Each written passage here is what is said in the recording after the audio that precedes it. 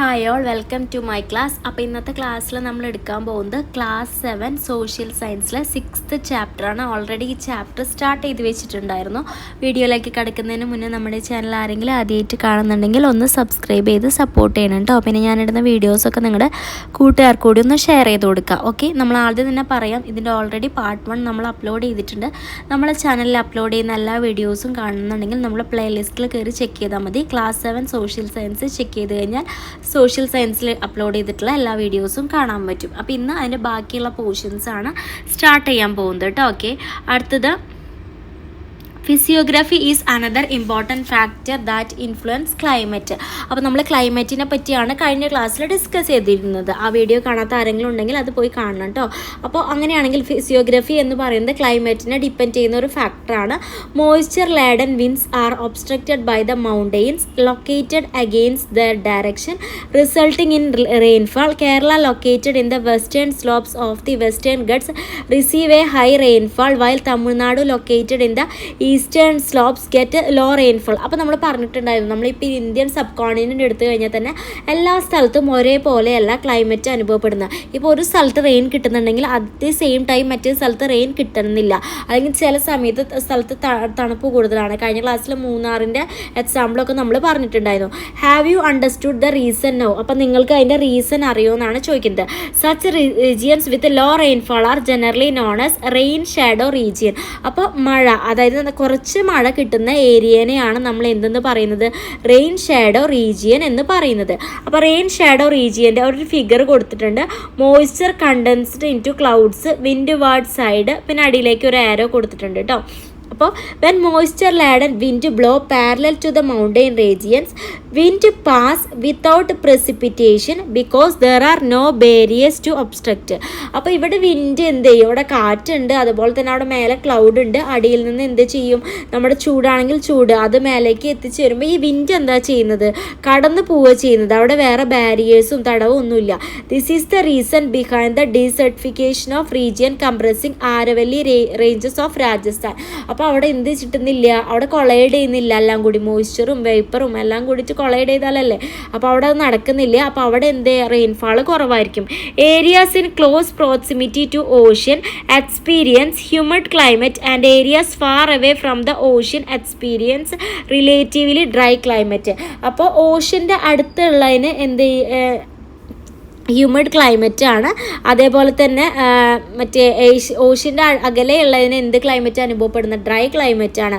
The direction of the wind and amount of moisture is it influence the climate. അപ്പോൾ വേറൊരു factor എന്തൊക്കെയാണ് ക്ലൈമറ്റിൻ്റെ direction, വിൻഡിൻ്റെ direction എന്ത് ചെയ്യുന്നുണ്ട്, അതിനെ എന്ത് ചെയ്യുന്നുണ്ട്, ഇൻഫ്ലുവൻസ് ചെയ്യുന്നുണ്ട്. അല്ലെങ്കിൽ എത്ര മോയ്സ്ചർ ഉണ്ട് അതും എന്ത് ചെയ്യുന്നുണ്ട്, അവിടെ ഇൻഫ്ലുവൻസ് ചെയ്യുന്നുണ്ട് എന്ത് ക്ലൈമറ്റിനെ കേട്ടോ. അപ്പോൾ അവിടെ ഒരു ക്വസ്റ്റ്യൻ ചോദിച്ചിട്ടുണ്ട്, do these regional differences in physiography and climate create any differences in the life of the people? അപ്പോൾ എന്തെങ്കിലും പീപ്പിളിൻ്റെ ലൈഫിൽ എന്തെങ്കിലും ചേഞ്ച് വരുത്തുമോ എന്നാണ് ചോദിച്ചിട്ടുള്ളത്. അപ്പോൾ അതിൻ്റെ ആൻസർ പറഞ്ഞുതരാം. Regional physiography and climate significantly influence people lives by affecting natural resources, livelihoods, options and cultural practices. Full stop.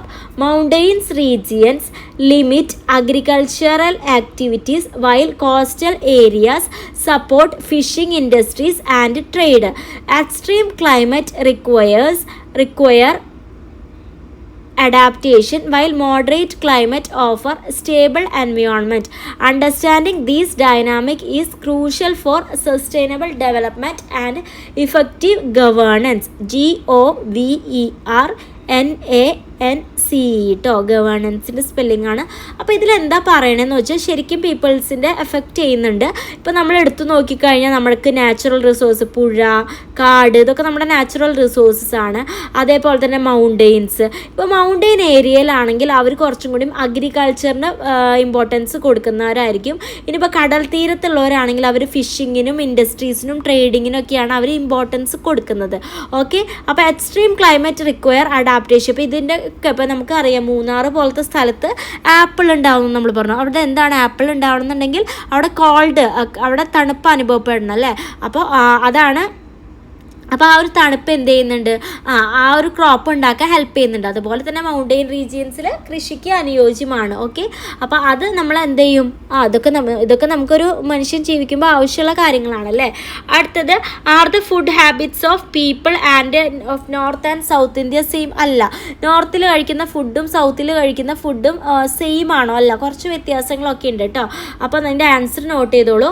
North and south Indian food habits different significantly due to geography, climate, history and culture. അപ്പോൾ ക്ലൈമറ്റിനൊക്കെ depend ചെയ്തിട്ട് അതിൻ്റെ food habits വ്യത്യാസമാണ്. North India uses, അതിൻ്റെ answer continues ആട്ടോ. North India uses wheat as a major crop, resulting in dairy-rich dishes like roti, paratha and naan. അപ്പോൾ north ഇന്ത്യയിൽ കൂടുതലും ചപ്പാത്തി, പൊറോട്ട അതുപോലെ തന്നെ എന്താ പറയുക, നമ്മുടെ റൊട്ടിയൊക്കെയാണ് കൂടുതലായിട്ട് കഴിക്കുക. പിന്നെ മുഗ്ലൈ സ്പെല്ലിംഗ് പറഞ്ഞുതരാം, ഫുൾ സ്റ്റോപ്പ് ഇട്ടിട്ടാണ്, MUGHLAI. Mughlai cuisine, CUISINE influences the use of aromatic spices and saffron.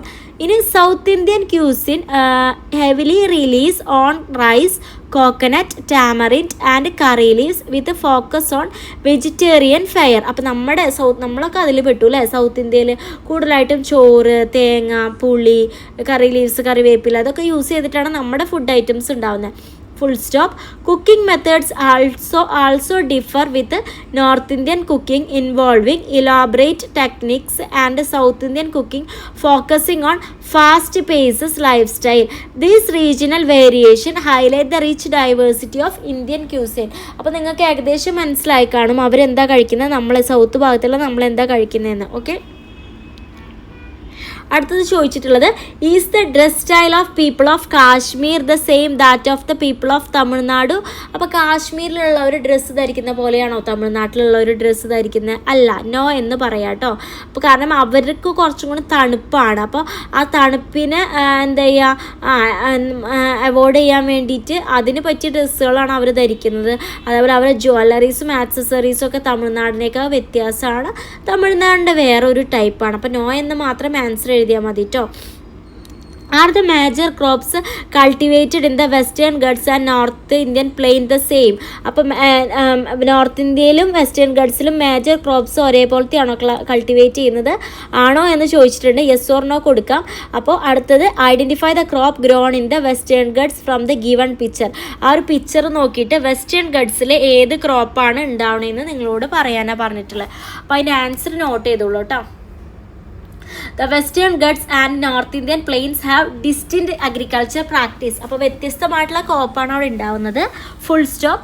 The Western Ghats, known for its high rainfall and hilly terrain, cultivate crops like rice, spices and fruits. The North Indian Plains, with its diverse climate and fertile alluvial soil, support major crops like wheat, rice, sugarcane and pulses. These differences highlight the importance of outstanding geographic variabilities in crop cultivation and its impact on regional agriculture and food production. അപ്പോൾ ഫിഗറിൽ ഏതാണെന്ന് ചോദിച്ചിട്ടുണ്ട്. From the figure the crop grown in the western Ghat is cardamom ആണ് കേട്ടോ western ഗഡ്സിൽ grown ചെയ്യുന്ന crop കൊടുത്തിട്ടുള്ളത്. അപ്പോൾ നിങ്ങൾക്ക് ഇതിന് ക്ലിയർ ആയിട്ടുണ്ടാവും. വെസ്റ്റേൺ ഗഡ്സും അതേപോലെ നോർത്ത് ഇന്ത്യൻ പ്ലെയിൻസിലും ഡിഫറെൻറ്റ് അഗ്രികൾച്ചറാണ് ഉണ്ടായിക്കൊണ്ടിരിക്കുന്നത്. വെസ്റ്റേൺ ഗഡ്സിൽ കുറച്ച് എന്തുണ്ട്, മഴയുണ്ട്. അപ്പോൾ അവിടെ എന്തൊക്കെയാണ് കൾട്ടിവേറ്റ് ചെയ്യുന്ന, റൈസും അതേപോലെ സ്പൈസസ്, ഫ്രൂട്ട്സ് ഒക്കെയാണ്. ഇനി നോർത്ത് ഇന്ത്യൻ പ്ലെയിനിലാണെന്നുണ്ടെങ്കിൽ അവിടെ നല്ലപോലെ അലൂവിയൽ സോയിൽ ഉണ്ട്. നമ്മൾ ക്ലാസ് എടുത്തപ്പോൾ ആദ്യം തന്നെ പറഞ്ഞു ഈ റിവറൊക്കെ ഒഴുകുന്നതുകൊണ്ട്. സോ അവിടെ ഉണ്ടാക്കുന്നത് റൈസും അതേപോലെ തന്നെ ഏതൊക്കെയാണ്, വീറ്റും ഷുഗർ കെയിനും പൾസസും ആണ്. അപ്പോൾ ഈ ഫിഗറിൽ ഏതാ കൊടുത്തിട്ടുള്ളത്, കാർഡമമാണ് കേട്ടോ.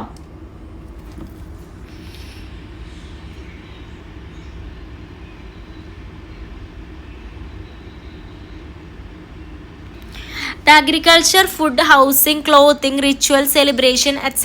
of the people in each area is accordance with the physiography and climate of that region. As the majority of people in India are engaged in agriculture, the fluctuation in rainfall distribution have a significant influence on people lives.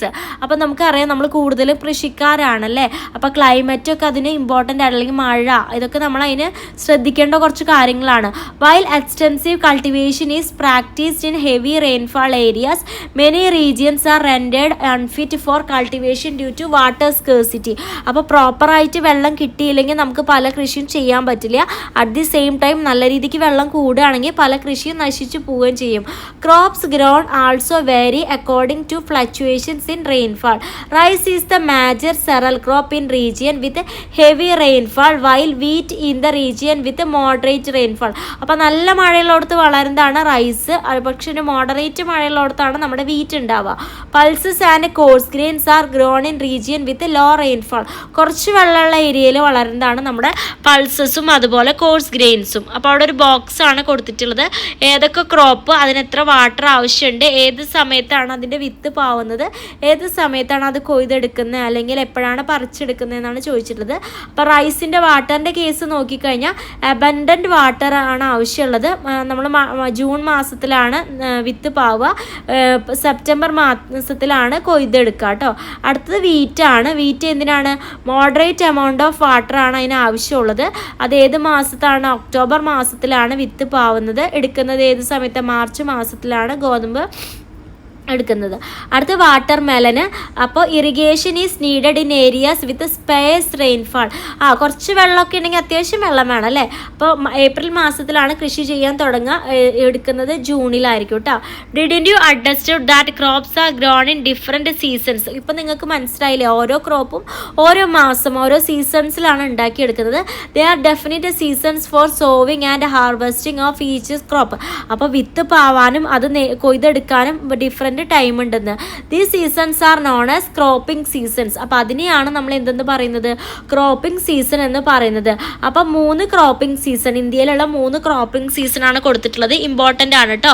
Kharif, rabi, Syed, ഇന്ത്യയിലുള്ള 3 cropping season ആണ് കൊടുത്തിട്ടുള്ളത്. During kharif season that coincide with the south west monsoon, crops that require high temperature and abundant water like paddy, cotton, jute, jowar, bajra and tur are cultivated. അപ്പോൾ ഈ ഒരു ഭാഗത്ത് നിന്ന് എന്തായാലും എക്സാമിന് ഒരു ക്വസ്റ്റ്യൻ ഉണ്ടായിരിക്കും. അപ്പോൾ ഖാരിഫ് സീസണിൽ എന്താണ് പറയുന്നത്? സൗത്ത് വെസ്റ്റ് മൺസൂൺ ആണ് പറയുന്നത്.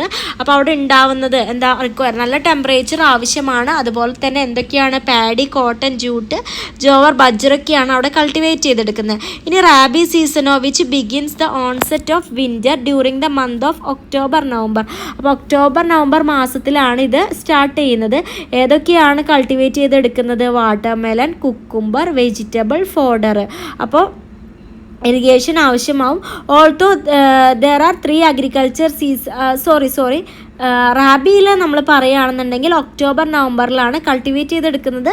വീറ്റും പൾസസും മസ്റ്റാർഡും ആണ് കേട്ടോ. അപ്പോൾ മോഡറേറ്റ് ടെമ്പറേച്ചറും അത്യാവശ്യം വാട്ടറും ആവശ്യമാണ്. ഫെബ്രുവരിയിലാണ് ഇത് അവസാനിക്കുന്നത്. ഓക്കെ, അടുത്തത് സെയ്ദാണ്. സെയ്ദ് എന്ന് പറയുമ്പോൾ ഷോർട്ട് സമ്മർ ക്രോപ്പിംഗ് ആണ്. റാബി കഴിഞ്ഞ് കഴിഞ്ഞാൽ നെക്സ്റ്റ് തുടങ്ങുന്ന ഒരു സീസണാണ് കേട്ടോ. ഈ സീസണിൽ നമ്മൾ എന്തൊക്കെ കൾട്ടിവേറ്റ് ചെയ്യും? Watermelon, cucumber, vegetables, fodder crop. അപ്പോൾ പിന്നെ also there are 3 agriculture season in India. Regional variations are evident എന്നാണ് പറയുന്നത്. അപ്പോൾ let us see how the classify the major crops grown in India. അപ്പോൾ ഫുഡ് ക്രോപ്സ് ആണ് first. Food ക്രോപ്സിനെ 2ആയിട്ടാണ് classify ചെയ്തിട്ടുള്ളത്. ഒന്ന് സെറൽസും മറ്റേത് പൾസസും. ഓക്കെ, അപ്പോൾ ഇന്ത്യയിലാണെന്നുണ്ടെങ്കിൽ fine cereal such as rice and wheat and coarse cereal such as bajra, maize, ragi. അപ്പോൾ ഫൈൻ സെറൽസ് ഏതൊക്കെയാണ്? റൈസും വീറ്റുമാണ്. പിന്നെ കോഴ്സ് സെറൽസ് ഏതാണ്? ബജ്ര, മെയ്സ്, റാഗി. ഇതൊക്കെ ഇമ്പോർട്ടൻ്റ് ആണ് കേട്ടോ. Gram and tur dal are the major pulses cultivated in India. അപ്പോൾ ഇന്ത്യയിൽ കൾട്ടിവേറ്റ് ചെയ്യുന്ന മേജർ ആയിട്ടുള്ള പൾസസ് ഏതൊക്കെയാണ്? ഗ്രാമും ടൂർദാളും. ഓക്കെ, അടുത്തത് ക്യാഷ് ക്രോപ്സ് എന്താണെന്നാണ് പറയുന്നത്. The crops that are grown commercially on a large scale are called cash crops. Large സ്കെയിലിൽ പ്രൊഡ്യൂസ് ചെയ്യുന്ന ഒന്നാണ് ക്യാഷ് ക്രോപ്സ് എന്ന് പറയുന്നത്. അതിൽ എന്തൊക്കെയാണുള്ളത്? ഷുഗർ കെയിനും ടൊബാക്കോയും കോട്ടനും ജൂട്ടും ഓയിൽ സീഡ്സും. അടുത്ത ഫൈബർ ക്രോപ്സ് ആണ്. കോട്ടൺ ആൻഡ് ജൂട്ടാണ് ഇതിന് എക്സാമ്പിൾ ആയിട്ട് വരുന്നത്. അതെന്ത് ചെയ്യുന്നുണ്ട്? Fibre crops provides with the fibre we need to make things like fabrics, bag, sacks. ഇതൊക്കെ ഉണ്ടാക്കാനുള്ള ഫൈബർ നമുക്ക് ഈ ഒരു ഇതിൽ നിന്ന് കിട്ടുന്നുണ്ട്. അടുത്തത് ഓയിൽ സീഡ്സ് ആണ്. അത് ഏതൊക്കെയാണ്? എഡിബിൾ ഓയിൽ പ്രൊഡ്യൂസ് ചെയ്യാൻ ഉണ്ടാക്കുന്നതാണ് നമ്മുടെ ഓയിൽ സീഡ്സ് എന്ന് പറയുന്നത്. അതിലെന്തൊക്കെയുണ്ട്? ഗ്രൗണ്ട് നട്ട് ഉണ്ട്, റേപ്പ് സീഡ്സ് ഉണ്ട്, പിന്നെ മസ്റ്റാർഡ് ഉണ്ട്, സോയാബീൻ ഉണ്ട്, സൺഫ്ലവർ ഉണ്ട്. അതുകൂടാതെ എന്തൊക്കെയുണ്ട്? ടീ ഉണ്ട്, കോഫി ഉണ്ട്, റബ്ബർ ഉണ്ട്, സ്പൈസസ് ഉണ്ട്, ട്യൂബറും എന്ത് ചെയ്യുന്നുണ്ട്? ഇന്ത്യയിൽ കൾട്ടിവേറ്റ് ചെയ്യുന്നുണ്ട്. അതിനെയാണ് നമ്മൾ എന്തെന്ന് പറയുക? These many R cultivated as plantation crops എന്ന് കേട്ടോ. അടുത്തത് now you know about the different types of crops. ഇപ്പം നിങ്ങൾക്ക് പല ക്രോപ്സിനെ പറ്റിയിട്ട് മനസ്സിലായില്ലേ? Are all crops cultivated in the same way? എല്ലാ ക്രോപ്പും ഒരു രീതിയിലാണോ? അല്ല, നോ എന്ന് പറയാം കേട്ടോ. അപ്പോൾ in different parts of the world there exist various types of farming practices based on physiography, soil fertility, climate, water availability, density of population, extent of agriculture land, value of crop, available technology. അപ്പോൾ ഇതിനൊക്കെ depend ചെയ്തിട്ട് നമ്മുടെ agriculture different ആയിരിക്കും.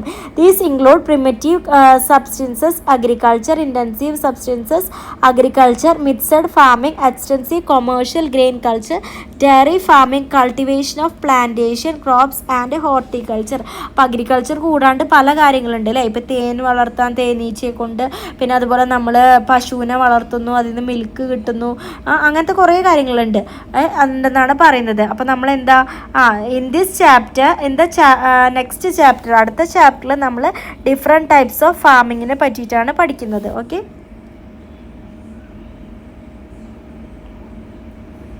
അപ്പോൾ നിങ്ങളോടൊരു essay ഉണ്ടാക്കാനാണ് പറഞ്ഞിട്ടുള്ളത്, extended active. അപ്പോൾ ഇന്ത്യൻ സബ് കോണ്ടിനെൻറ്റിൽ വരുന്ന കൺട്രീസ് ഏതൊക്കെയാണെന്ന് നിങ്ങളോട് ഓൾറെഡി പറഞ്ഞിട്ടുണ്ടായിരുന്നു. അപ്പോൾ അതിൻ്റെ ക്യാപിറ്റൽസ് ഏതാണെന്ന് നോക്കുക, അതിൻ്റെ ഫീച്ചേഴ്സ് എന്തൊക്കെയാണെന്നും കൂടി എഴുതിയിട്ട് ഒരു എസ്സേ പ്രിപ്പയർ ചെയ്യുക കേട്ടോ. ഓക്കെ,